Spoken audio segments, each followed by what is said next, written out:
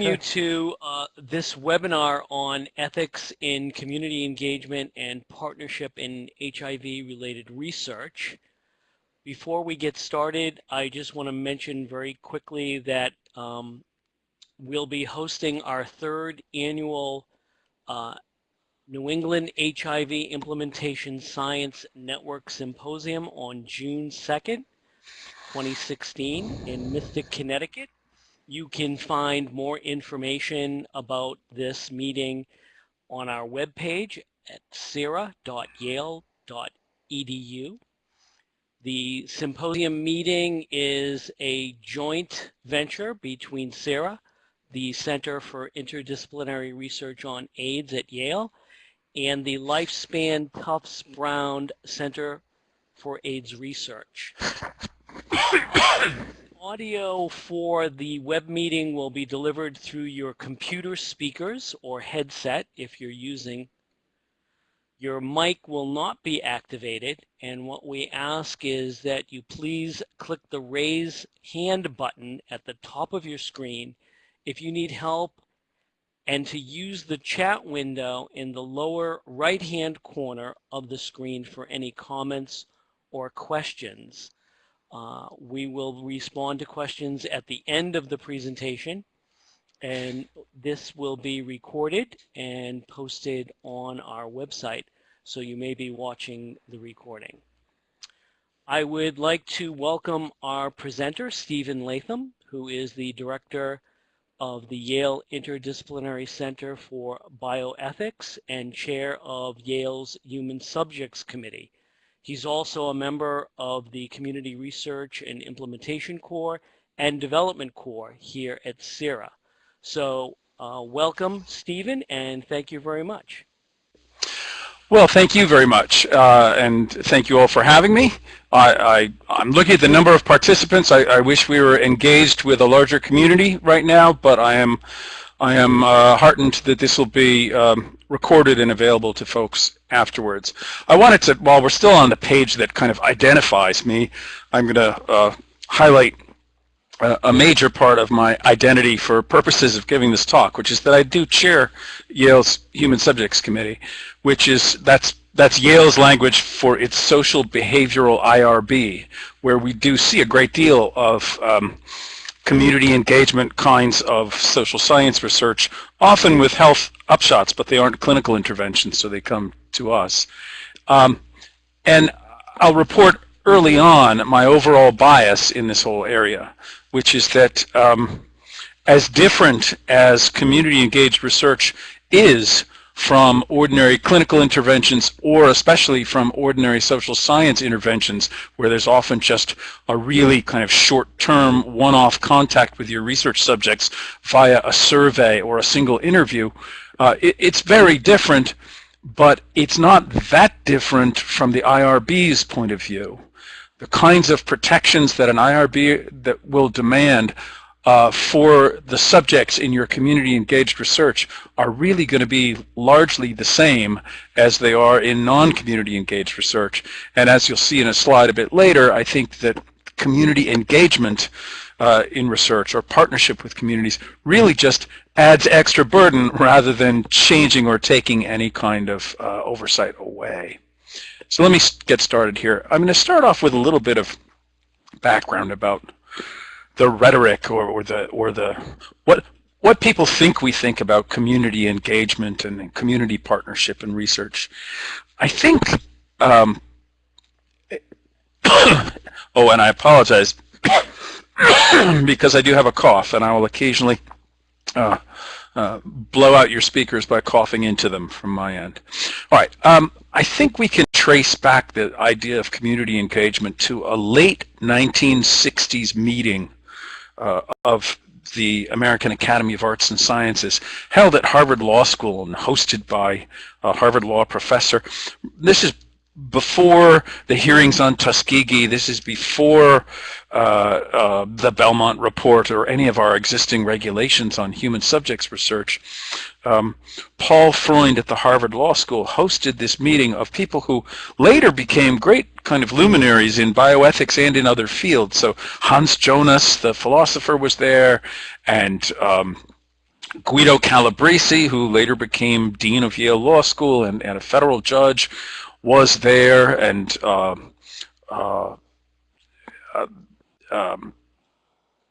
a number of people who became preeminent bioethicists later attended this, including Henry Beecher, who had recently written his great expose in the New England Journal of Medicine of unethical research being conducted at medical schools all around the country. And at that meeting, Margaret Mead said, you know, you healthcare researchers, you should start thinking more like anthropologists. Anthropology had some bad old days when it was kind of a colonial enterprise of going to look at the funny people who were different from us. But in Margaret Mead's view, anthropology had developed to this ideal of very intensive, embedded, community-driven research. The idea that an anthropologist would approach a community and not impose on them the research agenda, but actually make them full partners in inquiry and say to them something like, what's interesting about you people? What should we be studying? How can we make a partnership in finding out more about the way you all live and gaining some useful knowledge? And Margaret Mead proposed that medical research should be done that way, in full partnership with sick people, in full partnership with all the research subjects, and that communities should be involved in framing the research questions. I think that is often the expressed ideal when you read literature about community engagement and partnership. That's often the expressed ideal, but in fact, I think that what's really going on in most community engagement or community partnership research is what I've labeled on this slide, the modification, which is that researchers come to the table knowing what they want to study and why they want to study it. And what the real task of community engagement is to tell researchers the right way to study it where they want to study it, to tell them how to locate otherwise elusive or scattered subjects, or to tell them how to get true, honest answers from those subjects without offending them, and also to tell them how to share and how to apply the results that they do get. So this is a long way of saying that although people talk about community research often as if it involved the community members inventing research questions to be applied to themselves, I think that's not really it. It's more like working in and through the community to conduct research in a way that is less offensive and more apt to get the right answer and more apt to be useful to the community members. And all of those things are, of course, really, really important. Okay, but we face some kind of problems up front, like what is a community anyway? We all belong to lots of different communities. They're generally self-defined, and of course they overlap. I have a church community, I have a community of people who are parents of kids that my kids go to school with, I have a work community. Those communities overlap and they're complex and they're changing, and people belong to lots of different communities, and they may even belong to communities that are completely separate from one another, and they may behave differently in those different communities. And scientific questions are often not based in the reality of communities that people belong to.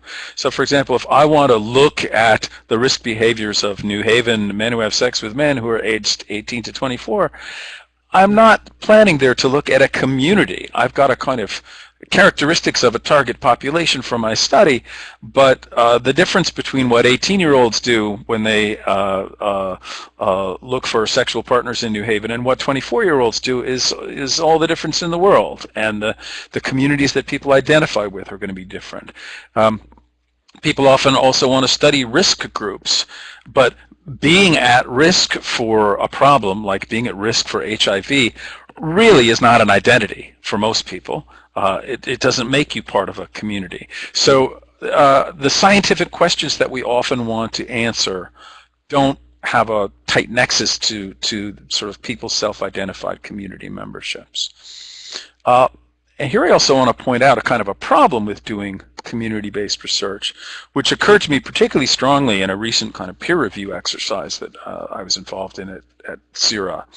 The recruiting mechanism that you choose for your community-based research is going to alter the community that you find and the community that you end up working with and for. So for example, if you want to recruit subjects through social media, you're going to get users of the particular social media channels that you choose to use. My shorthand for this in the slide is Grindr isn't Growler, right? Grindr, Growler is particularly for MSMs who self-characterize as bears, right? And you're not going to find the same community if you work through Growler as if you work through Grindr. Of course, you're not allowed to work through Grindr. They don't allow sort of research through their platform. But the point is that if you're accessing a community through a social media channel, you'll get the community that is the dominant user of that channel and not some other community. A lot of studies recruit people who are already getting medical help at a clinic or getting social services through a social service agency. If you recruit and locate your committee through a clinic or through an agency, you're going to get people with certain kinds of characteristics, namely the kinds of people who are seeking the kinds of help available through that agency and who are open to that, or who have already come in contact with advice that led them in that direction. It's not going to be the same as if you were recruiting, say, through a peer research assistant out in the field, people who had not yet found their way into a clinic or an agency. Finally, I just mentioned recruiting through a peer research assistant or a consultant. I'm going to say more about them later, but if you're using a peer research assistant, you're going to get that person's peers. So, for example, we were recently looking at a study that involved trying to persuade people to use PrEP, to persuade MSMs to use PrEP. The biases against PrEP use are markedly different in the Hispanic community than in the non-Hispanic white community, for example. So if you recruit using a peer RA who happens to be Hispanic and who happens to have mostly Hispanic friends, then you find yourself recruiting in a different community and attracting members of a different community than you might otherwise get, and the interventions that are going to work with that community are going to be different from ones that would work in other communities because of language, because of the kinds of biases that attend things like PrEP use and admitting that you're the slutty sort of person who actually needs to use PrEP and so on, right? So I just really wanted to point out here that the way you find your subjects is in part the way you determine who your subjects are and the way you determine which community your interventions are going to work with. All right. So when we talk about community-based research in HIV/AIDS research in particular, we have a much worse problem than when we talk about other kinds of community-based or community-engaged research. There's been a recent grant proposal for looking into the ethics of community-based research in HIV/AIDS, and the NIH mentions the communities that I have up on this slide: men who have sex with men, injection drug users, prisoners, sex workers, transgender people, and adolescent girls and young women who are at particular risk of or who are already living with HIV. In other words, the communities that an HIV/AIDS researcher wants to be engaged with are all particularly vulnerable. They are all subject to stigma. They're subject to abuse by people outside that community. They may be subject to criminal prosecution because of the fact that they are IV drug users or they're engaged in illegal sex work. So community engagement in HIV/AIDS research is in fact more hazardous than community engagement in, say, comparative effectiveness research more generally, or other kinds of community research about other kinds of public health interventions. Excuse me. So back to what I very first started out, my general approach to ethics in community research. Community-based research is different in many ways from routine clinical or social science research, but it's not that different. A lot of the same basic research ethical principles apply, and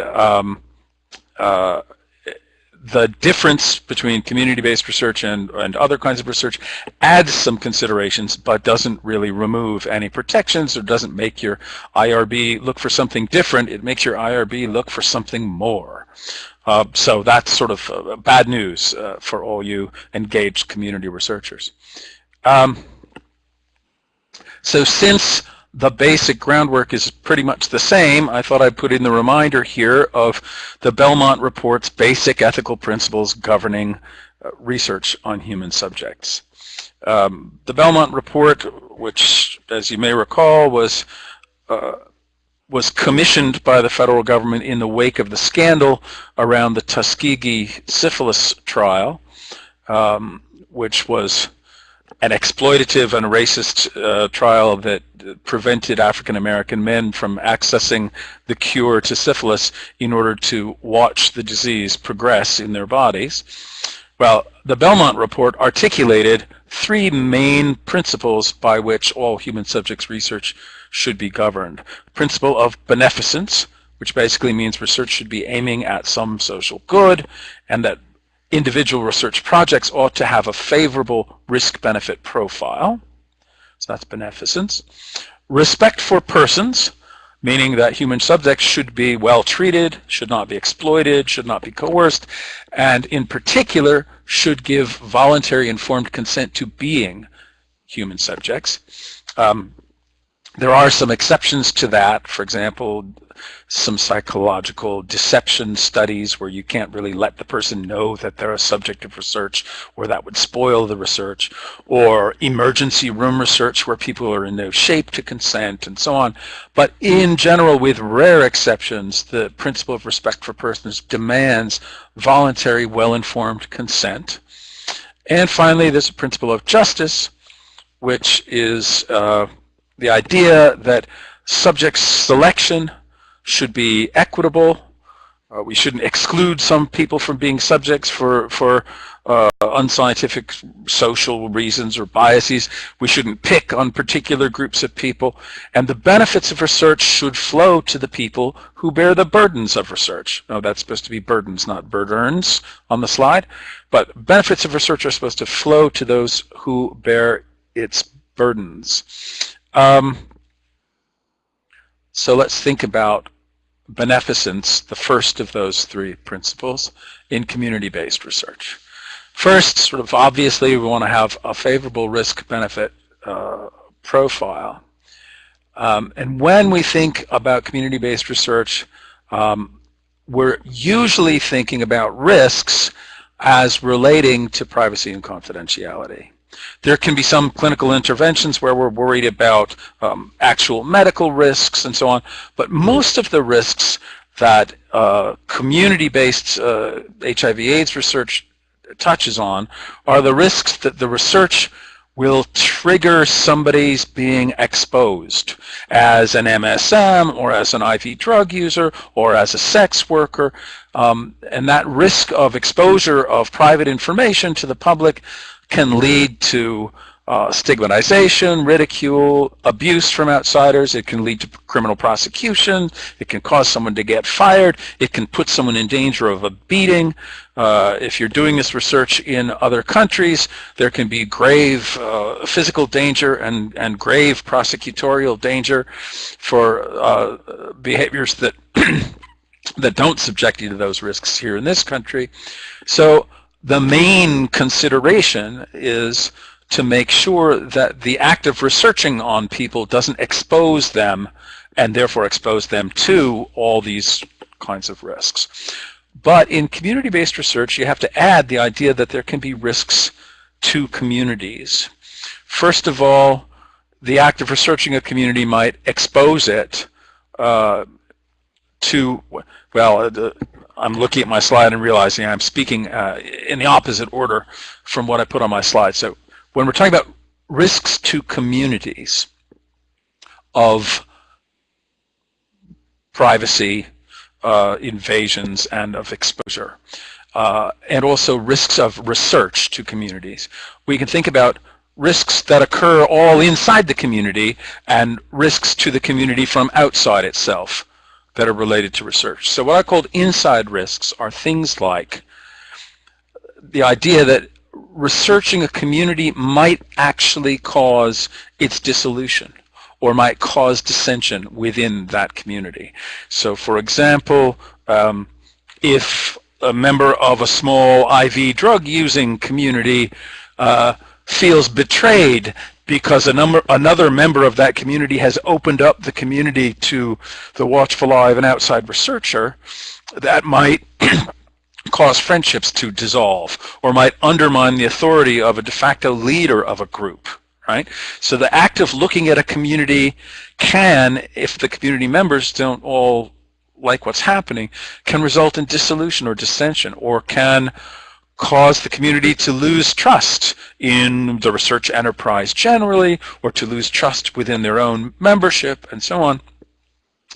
And then I would say, particularly in community-based research that happens in the developing world, there's risk that the energy and resources of a given community, and here we might be talking about a community like a village or an employment group, that their energy and resources might be redirected to the detriment of the community. People might find themselves caught up so much in the community research project that they don't pay adequate attention to other kinds of public health efforts that they ought to be paying attention to, or they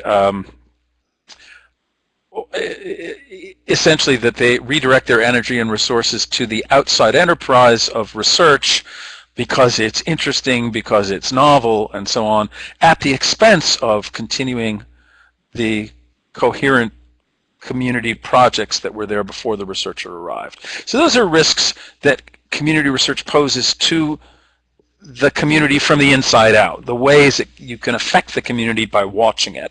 There are also more straightforward, just outside risks.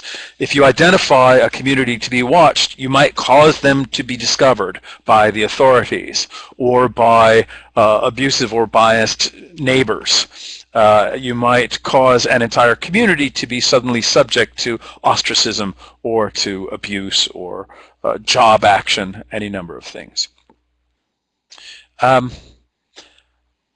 Privacy and confidentiality, of course, how to protect it. There are a number of normal kinds of options. The same things we do in ordinary clinical trials apply here as well. You can do community-based interventions and observations without collecting any identifying data often. It's important to make plans for the way that you do collect data, the way you code identifying information and store it separately from the actual substance of the information, the way that you store securely in databases the data that you gather.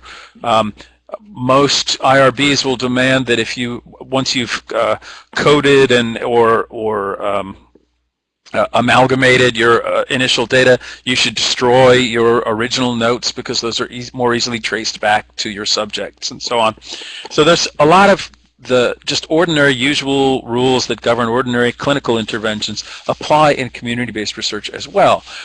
But there are some particular challenges of community-based research, privacy and confidentiality. So for example, in small communities, everybody's visible to everybody else. I remember someone giving a talk about the problem of doing community-based interventions in rural areas, just ordinary public health interventions, where somebody would drive by and say, oh, I see Jack was at the doctor's office because I recognized his truck in the doctor's parking lot, right?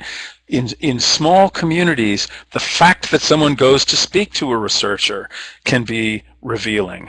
And small communities are gossipy communities, and people find out about everybody else's business very quickly. So there are particular challenges of the visibility of all the members in small communities to one another. There's also challenges, especially if you're working in small communities or tight communities.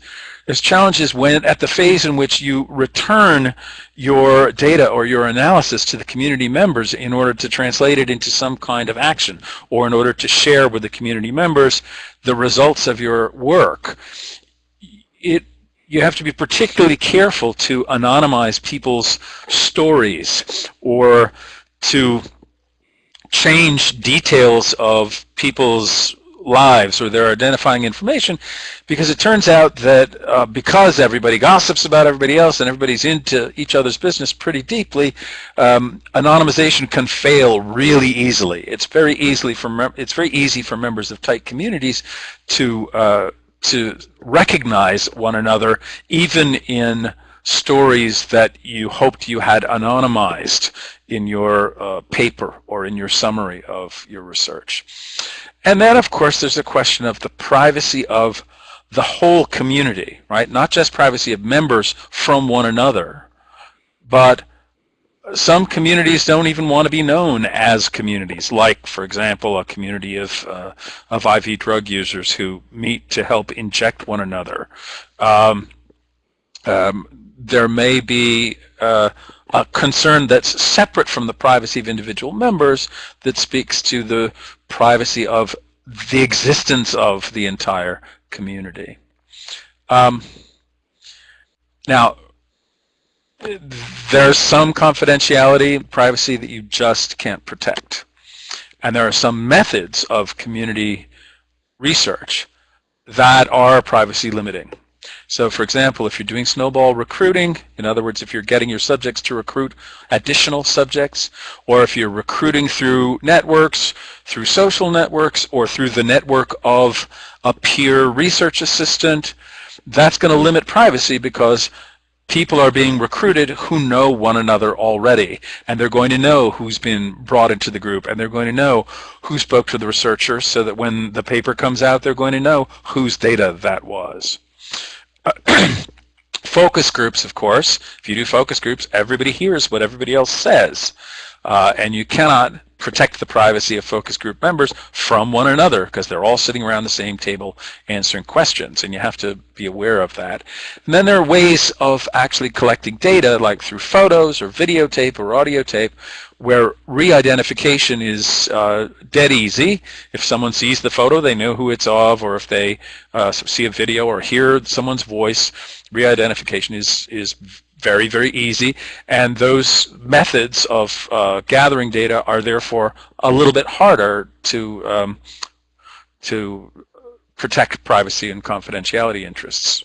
And that's something that any IRB will demand that you inform your research subjects of.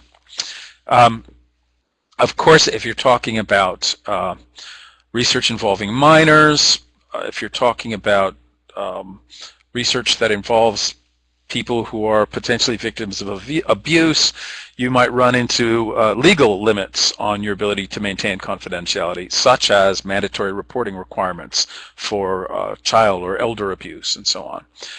And then finally, sometimes your confidentiality is actually, your protection of confidentiality is limited by the community and its members themselves. They actually, it might be important for them to be credited for the cooperation that they gave you in the research. So sometimes it's actually your research subjects who spoil your plans to keep identities hidden.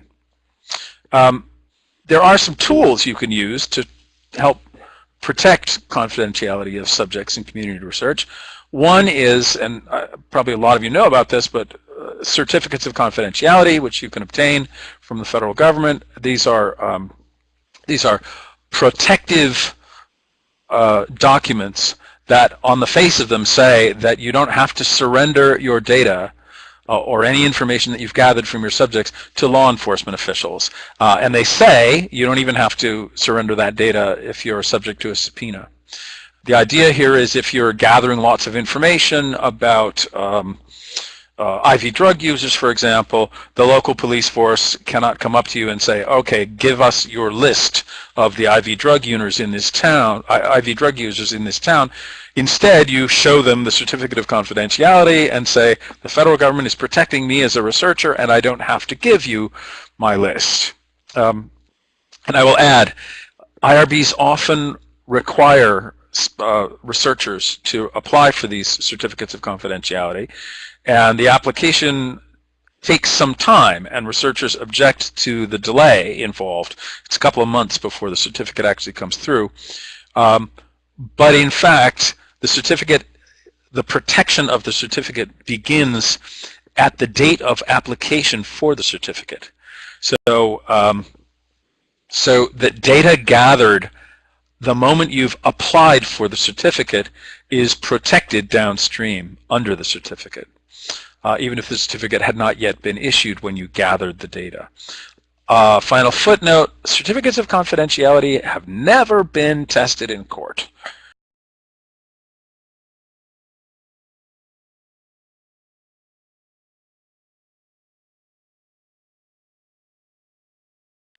On the other hand, there is some risk that in appropriately exigent circumstances, I guess, some court might say, well, yes, we said you didn't have to tell, but you really do have to tell.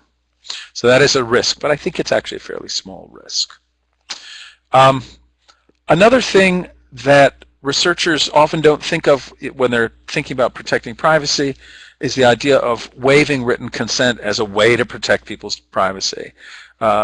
Here at Yale, very often people wade into our forms catalog and so on, and they print out a written consent form and modify it to fit their research, and they assume that they need to use one. But if a signed consent form is the only thing that links your subject's identity to your study, it might be better just to do an oral consent. Show the IRB the script you're going to use to consent people, and don't have them sign any document, and don't give them any piece of paper to take home and have that be discovered by a spouse or a child or a law enforcement official in their house. Excuse me. Finally, another trick that you might think about using when you're doing community-based research is separating the data collection from the coding and analysis of the data. If you think about an increasingly popular community research technique is to hand out very inexpensive digital cameras to people so that they can go record visually aspects of their experience, say in sex work or in IV drug use. They can photograph somebody's works, or they can photograph somebody injecting someone else at a meeting place. And the camera then comes back to the researcher. Well, it may be better for that camera, for the data that's in the camera, to be shown to some distant third party who doesn't know anybody in that city, and its content to be coded. That is to say, you take the visual image and you translate it into a written description before it goes back to any community member, or before it goes back even to the researcher, so that nobody ever gets to see the face of the person who was photographed, or nobody in that area who might know anybody gets to see the face of the person who was photographed. You can do similar tricks with people you contact through social media. You can have the data be collected by someone and then have it be coded and characterized and amalgamated before it gets into the hands of people who are working closely with the community, so that that minimizes risk of identifying particular research subjects. All right, I'm going to move on to the next Belmont Report principle, which is respect for persons in community research. This speaks broadly to the issue of informed consent, but there's not just consent. There are also broader issues of community consultation that are raised in this context. And finally, there's part of respect for persons involves avoiding conflicts of interest and role confusion that comes with long-term relationships between researchers and communities that they're working within and for. So, once again, the same theme as before. The same rules apply. Every individual who is a subject of your study has to give voluntary informed consent according to a process that the IRB is going to vet. But this may be preceded in the context of community-based research with some kind of consultation, or even by getting some kind of consent from communities or families themselves, or authorized representatives of communities like leaders. So for example, before you start the process of consenting individual members of a particular church, you might need the pastor's consent, or you might need to consult with the pastor before it's polite to start investigating individual members of that church. Or before you break into a small community of needle-sharing IV drug users in a particular neighborhood of a big city, it might be useful to consult with a de facto leader of that group. So there may be this kind of pre-consent consulting process, and you have to worry about how you would actually, how you get consent and which leaders are legitimate for purposes of getting that kind of group consent, or for purposes of being good proxy for consultation with a bunch of people. There's a third possibility too, that instead of starting out getting consent from the community and then working to the individuals, you may actually have consenting research subjects who lead you out into the broader communities by sharing information with you about how you find the communities, by offering simple introductions to members of communities, or by giving you access via their own networks or their social media partners and so on. And in that case, you may need to go from consenting your individual sort of research subjects and then having them lead you out to communities that you consult with, and then again doing individual consent with the members of those communities that you've been led to. So it can be a complex and multi-layered process. Beyond the actual getting of consent, there's a lot of stuff that's worth talking with community representatives about. So for example, it might be worthwhile to have a discussion with communities or with their legitimate representatives about the relevance of your research to them. Why is it worth their cooperating with you? How is this research going to inform them or affect them? How intrusive are you going to be? What harms could your research do to them? This isn't just about consent, but it's about sort of consulting and making sure that you're not blundering into something that will turn people off or something that will expose them to harm and so on. And then if you're going to be a long-term presence in somebody's community, if you're going to be doing participant observation, or if you're going to be coming back to people again and again to see what kinds of experiences they're having, you might need to make some decisions about which direction your research should go when questions arise. And it might be useful to hammer out a decision-making procedure jointly with community representatives in advance. Similarly, you might need a conflict resolution procedure when plans that you have for community interventions or observations suddenly get objected to for one reason or another. Some kinds of community research involve efforts at capacity building within that community. That is to say, I'm not just here to observe you, I'm here to educate you about how to proceed after I'm gone. And it may be very important at the front end to have discussion about capacity building goals. There are concerns also beyond the consent of individuals about equity within research-affected communities. If you have peer research assistants, for example, other members of a community might become jealous of their relationships with researchers, of the pay that they get from researchers, of the kinds of privileged access that they may have to the researchers. This is, I think, particularly true in the developing world research, but it can be true anywhere. It may emerge that some members of the community gain more benefits from the research than others do, and that also raises equity questions. And it may be worthwhile to hash these things out as part of a community consultation, quite apart from the consent to risks that people are doing formally.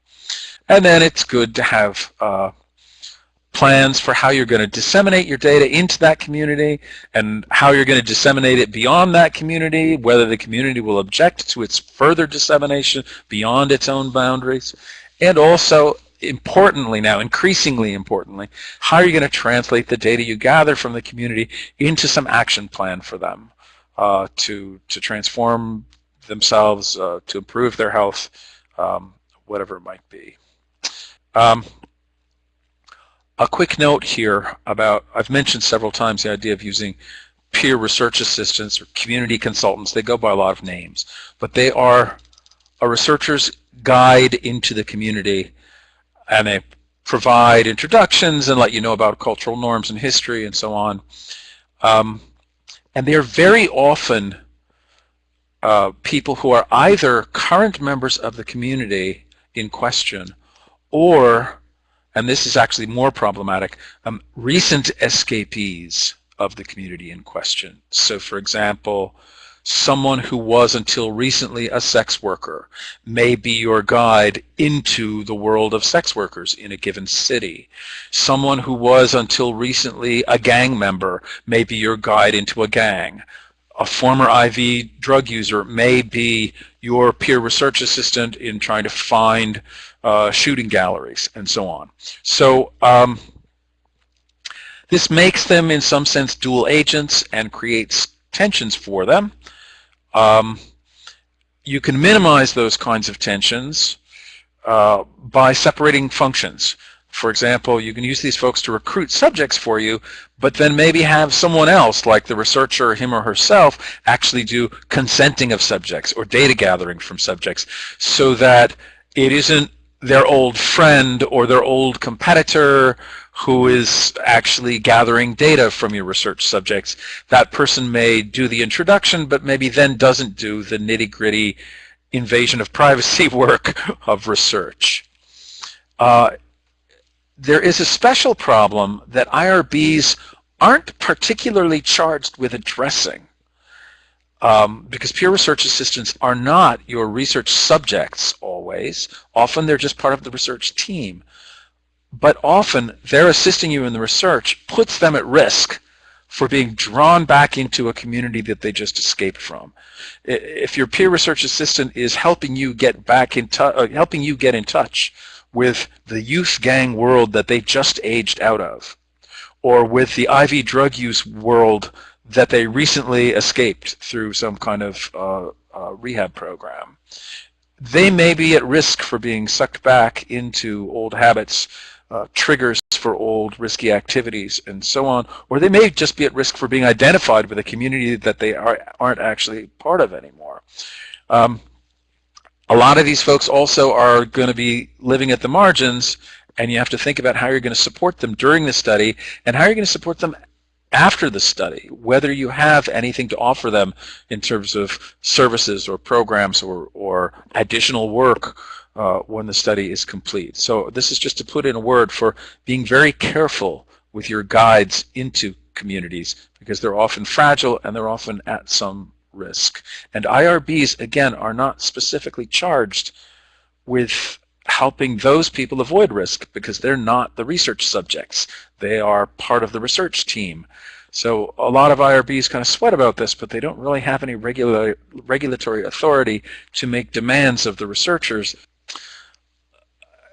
Having a long-term relationship with any community can cause roles to blend, because you might be both, say, a researcher and a clinician, but if you work with or in a community for a while, if you're in a developing world community for 3 years on a grant, or if you work year after year with the same group of IV drug users in the same city, you may become a sort of community member. You certainly might become a friend of some of the community members, and you may become a colleague of those community members who were involved in health services delivery or helping you with the research.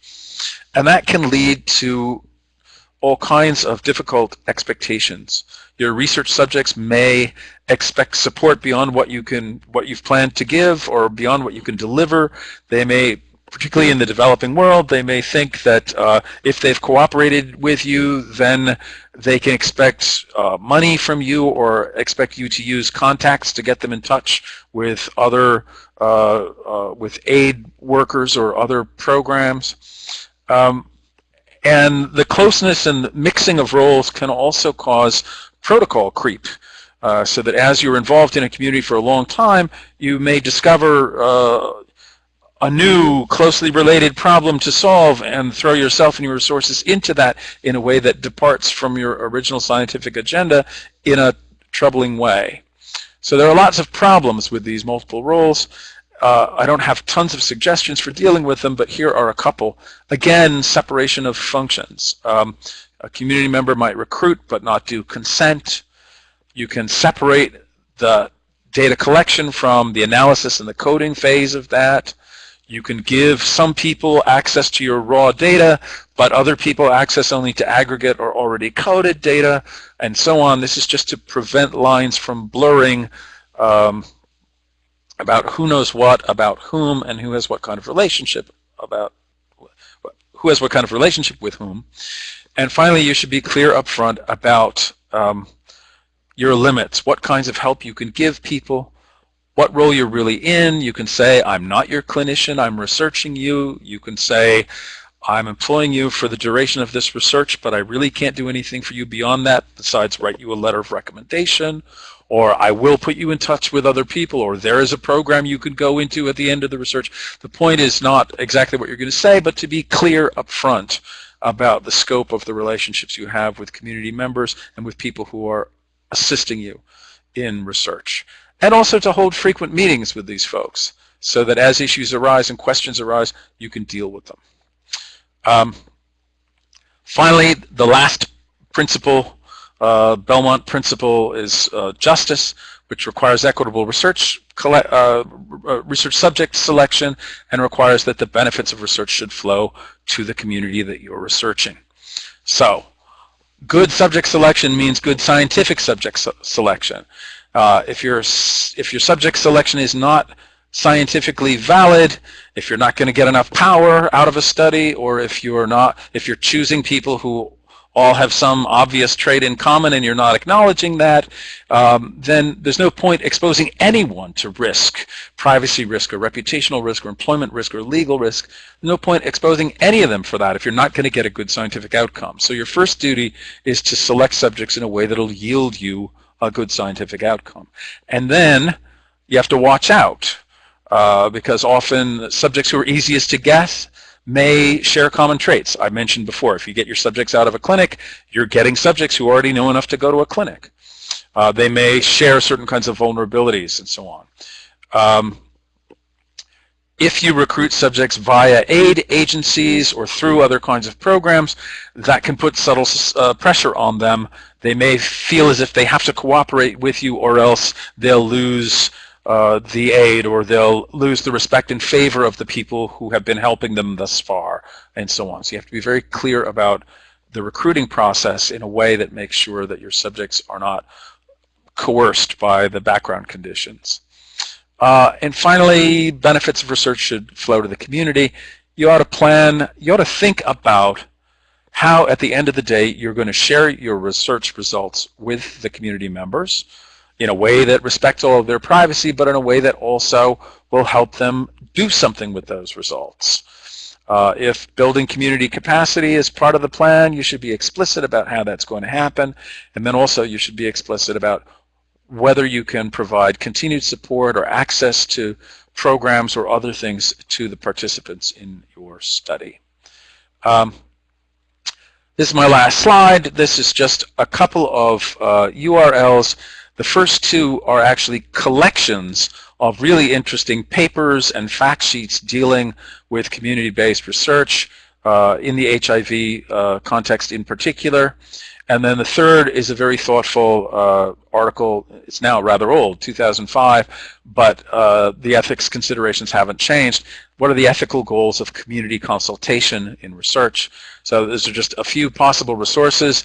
I've found that if you Google community-based research in HIV, you get many, many articles. There's a tremendous vogue for thinking about this stuff right now. There's no shortage of resources. The quality is widely variable, and I do think that the stuff that's available on these two websites, I've looked at everything that they have up on each of these two websites, and it's all pretty high quality stuff.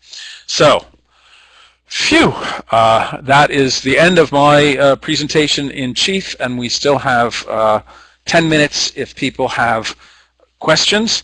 We don't have a very big crowd, and some of the crowd are folks who are from CIRA, and so there may not be a great bulk of questions, but if there are any, what I'll do so that the recording audience can understand what's going on is I'll read the questions that are typed to me, and then I'll try to answer them as best I can. So I'll now wait to see if there are any questions. If there aren't, this may just end a little bit early, but if there are, I'm happy to answer.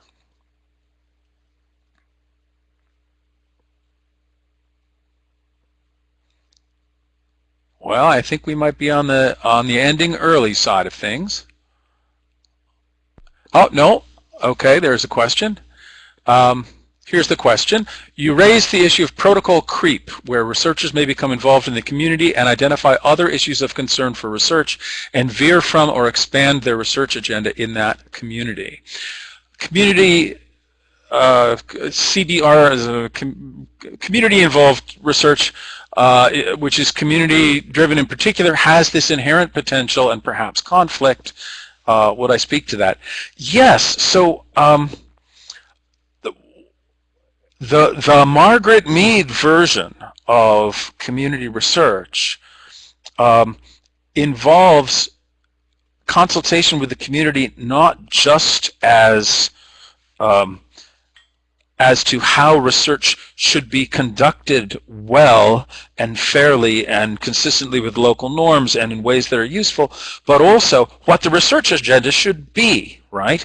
And it is a real possibility that when you get involved with the community and you find out what's really going on with them, you may find out, for example, that some variable that you really hadn't thought of when you wrote your protocol is driving a great deal of community behavior, is behind, say, some kinds of risk behaviors, or is there might be some legal consideration that is preventing people in this community from taking what you thought of as an obvious course of action. Whatever.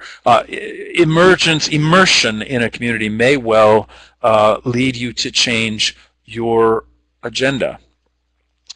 What you have to do when you do that is you have to change that agenda in a way that is transparent to two parties. Number one, the members of the community, because if you change your agenda in midstream, you might leave some folks behind, you might surprise some folks, you might suddenly find yourself changing who is privileged with regard to the relationship they have with the researchers, who is your preferred community contact, that person might change, right? So if you want your protocol to creep, you have to make sure that you lay the groundwork for that in the community and sort of say to everyone, look, a new issue has been raised here that we think is very important and we'd like to pursue it, and that will involve more working with you folks and maybe less working with you. We might have to go back to some people that you thought we'd only talk to once and talk to them again about this different problem. So we might need to break some promises you made about how minimally intrusive our research was going to be, right? All those kinds of questions need to be cleared again with the community that you're studying. You can't just do the mission creep and not do that consultation that goes with it. And then, of course, with my other hat on, I say, you got to tell the IRB, because the IRB approved a particular protocol. And if you are changing your research question and particularly if you're changing the kinds of data that you're gathering from people, and so on, you've got to go back and either start a new protocol or formally amend your old protocol so that the IRB knows and understands what it is that you're planning to do differently. And that can be a pain, of course. It's going to delay your ability to gather information along this new line and so on. But while you're waiting, you can be doing your really good community consultation and making clear how your agenda is changing with the people that you're working with on the ground. And you hope that the IRB will actually have some good ideas for you in terms of subject protection along when you move your protocol to chase after a different and more interesting or novel question that you've discovered through your community engagement. That's a longish answer, but a very good question. Another question. What about ethics of who benefits from research and is involved in disseminating subjects process? The question of who benefits from research is indeed addressed by IRBs. They are pretty clear that they don't want subjects to be exposed to risk who don't stand to benefit from the research in any way. Now, subjects who are altruistic are thought to benefit from the opportunity to be altruistic. So they don't have to be material or health benefits that flow to the subjects, but the subjects have to be getting something out of the research, or else subjecting them to the risk is simply unfair. There is a debate, particularly in the developing world and in drug trials, there's a debate about whether what they get can be benefits that are entirely collateral to the research. If you cooperate in our public health research, we'll build you a well.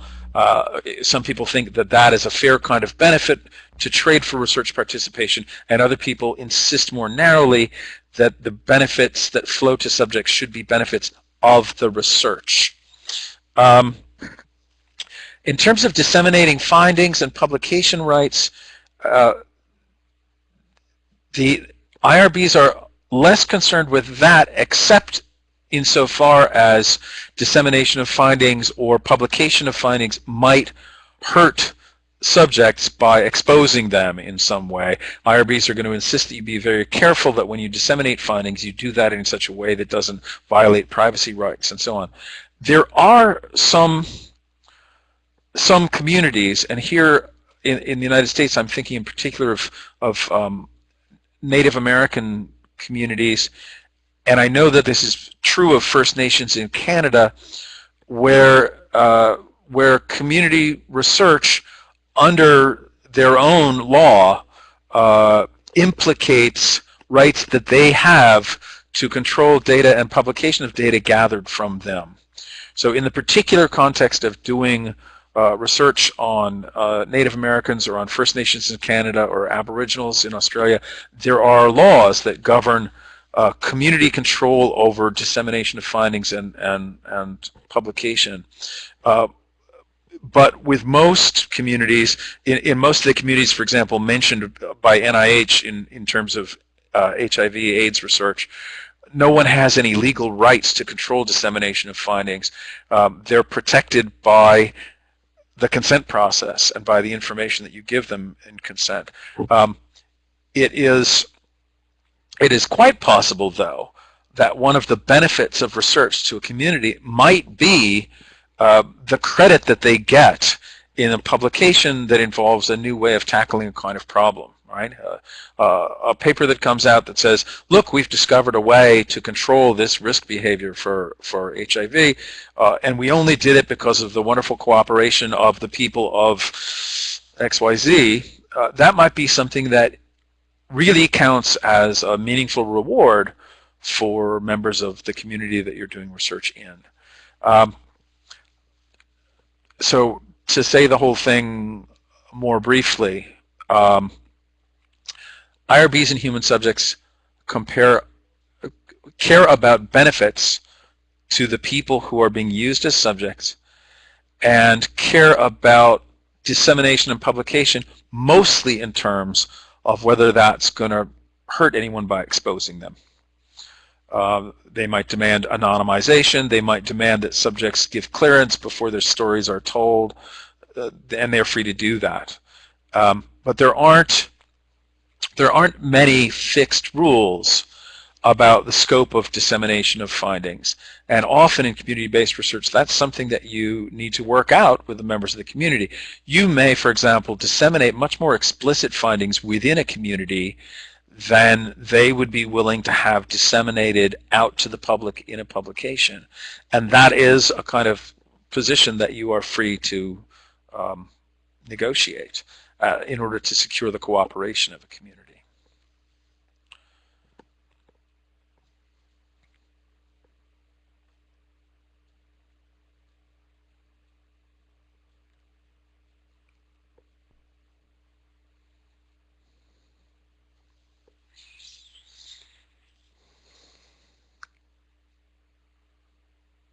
And so thank you all. Thank you all for coming. We are at the end of the time.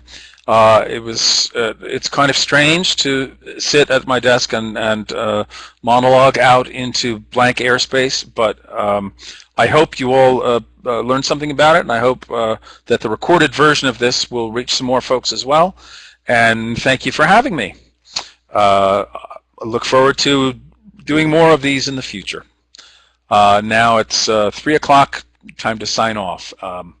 Thanks again to Sira for setting this up. Thank you very much, Stephen. Thank you, everyone, for participating.